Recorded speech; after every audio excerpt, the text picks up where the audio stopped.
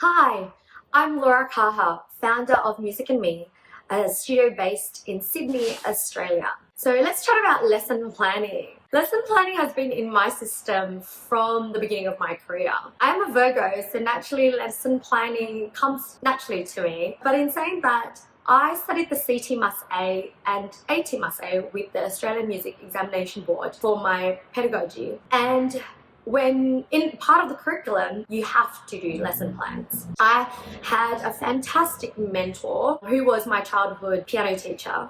So I guess from the beginning, I always had a clear pathway on how to teach, which is a very important concept. I can't imagine teaching without a lesson plan, because for me, my lesson plans are my map and also my clear vision, and it also gives me that vision of my goal. Lesson planning also allows me to check in back to my mission as a teacher. What is it that I'm trying to achieve through my teaching? Because every teacher has a different mission.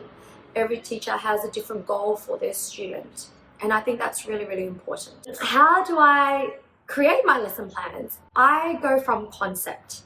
I believe that teaching is based on what is it that I'm trying to teach them, not what is it that I'm trying to teach it. So, for example, right now I'm teaching my kids about emotions, and my concept is emotion. They get an emotion every week. For example, calm.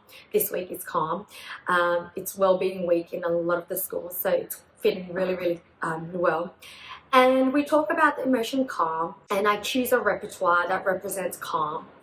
They learn that repertoire. But then using that concept, I also go to a piece that they've learned and I get them to change it. For example, we did a song called Running Scared by Daniel McFarlane. It's a C minor piece. It sounds scary. It's got the running tempo. But this week their task is to change that into a calm piece. So what would they do? This to me brings out creativity. I'm exposing them to transposition. I'm exposing them to different pitch, different tonality, different tempo. And I guess that's what I like to do in my teaching. I like to get creative. I like to think outside the box.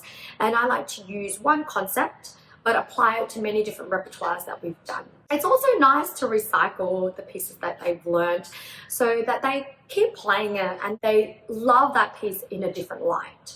So you think, okay, it might be such hard work or lots of time in my lesson planning. Yes, that's true, but I like to do my lesson plan at the beginning of the year, so I have a rough idea of what I want to teach for the whole entire year. I normally base my year on a theme. For me, I find that so much easier. So I get a rough idea. I use lots of post-its and then into an Excel spreadsheet. So I'm a very visual person, so I need to be able to see that. And then before the beginning of the term, I break it down and I go by 10 weeks. In Australia, we go by a 10-week term. So that's how I lay out my lesson plan. My best lesson planning tools, I guess, I can't go past my post-it. I have post-it notes everywhere. I'm always normally wearing something with a pocket, and you will always find a post-it note in my pocket. Even my partner and my son knows that. I like to use 5 different colors.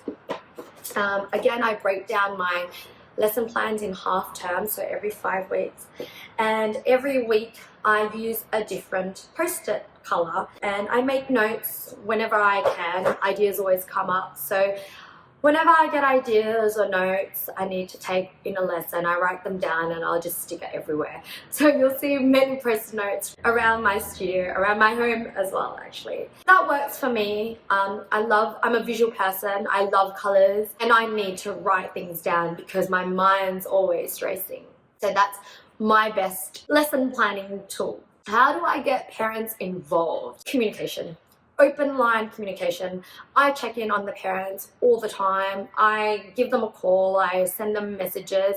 I'm very, very involved. I believe my teaching is a lifelong journey with this student. I am still friends, if you want to call it, with my students who I taught way back when I first started.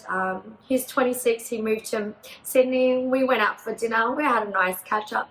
He plays piano religiously, but to me, that's my goal as a teacher, to always have that lifelong journey in my students' life, even if they don't take lessons from me anymore. So I communicate to parents. Our student uses Tanara, great app for the majority of my students, I guess. I send them emails, I text, SMS, I have WhatsApp.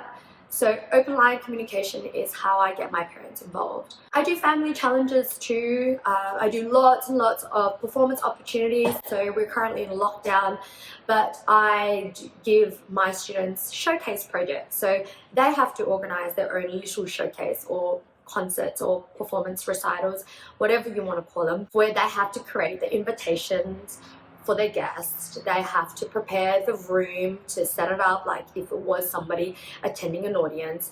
If they were going to be on Zoom, they have to send out the Zoom invitation. And on the concert day, they have to record the performance so I see it. So I pass them that responsibility and they love it.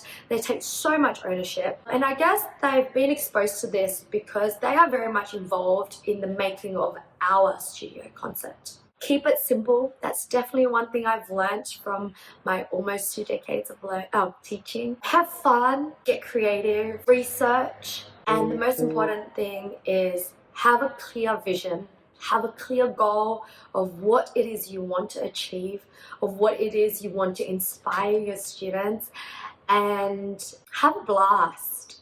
Hey, just before you go, make sure you click here to subscribe, and we've got thousands of other videos all on the topic of music education and teaching, so make sure you check out some of those other ones here, and I'll see you in the next video.